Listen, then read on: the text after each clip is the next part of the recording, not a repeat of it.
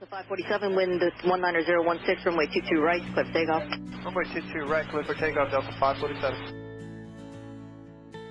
Taxi via Air traffic controllers protect our nation's airways. These are the stories of real air traffic controllers to boldly deliver a safe, orderly, and expeditious flow of air traffic from their departure point to their final destination. Well, you know what? I just see where I was in '68, and then and talking to Billy here about he was in New Orleans prior. He was in New Orleans Center in '60.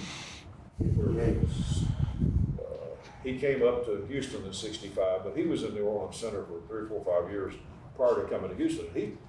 Tell me, Billy's talking about this is where we've come from at this point in our time. Now, why the heck we can't take that extra 2 or 3 steps is beyond. Billy telling me that in '65, '63, '64, there's 58's when I was in New Orleans. The 265, yes. You didn't have any. You had a flight operator, or what'd you have? Navy VGI? Well, when we first started out, and I came to New Orleans Center in August of '58, they had no radar.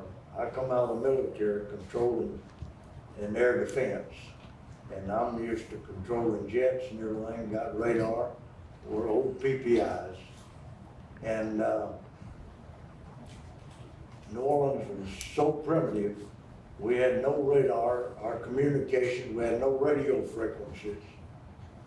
Flight service handled the radio communications and all.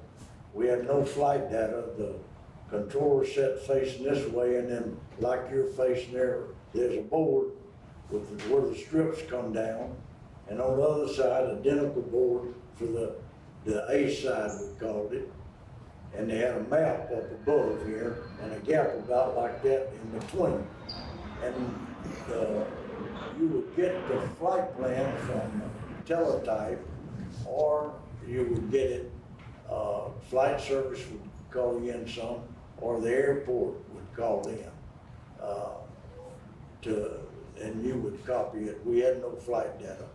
And the system, and what you would do, you would copy the flight plan, and the next position past your position where you were, you made out a strip with that position and a time on it.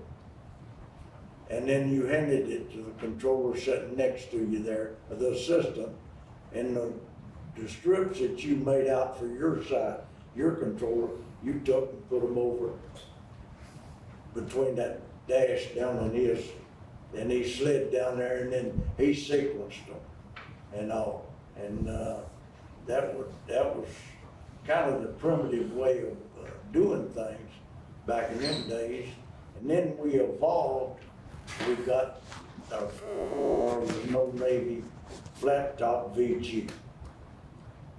And the problem with that thing, it left a contrail visible on the scope for a good period of time, and wherever that plane went before it dissipated, and all that. And we had a shrimp boat and moved it along, and all. Of course, the guys not used to radar, they thought they'd died and gone to heaven, getting that. Then we got frequencies. We had no altitude. Everything was low, and we had got some single frequencies there, and we thought we'd really went to heaven then.